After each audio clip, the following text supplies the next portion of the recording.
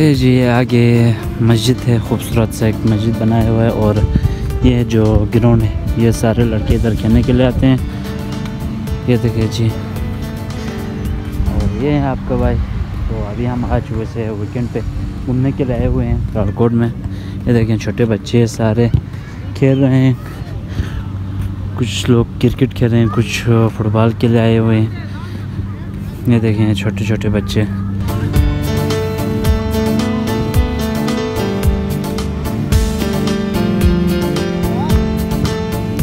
ये देखें जी, और ये जो खूबसूरत से एक मस्जिद बनाए हुए हैं।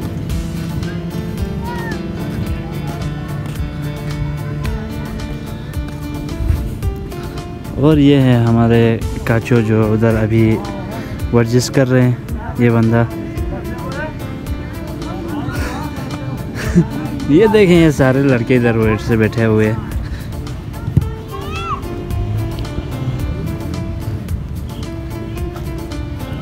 भाई मेन प्लेयर मुख्तार भाई से पूछते हैं, मुख्तार भाई इधर आ जाए ना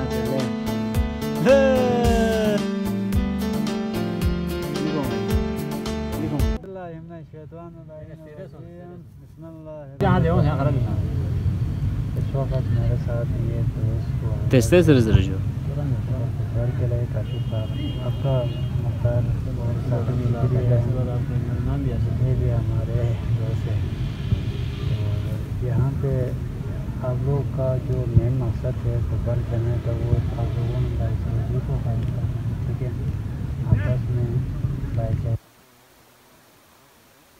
बांध देना है।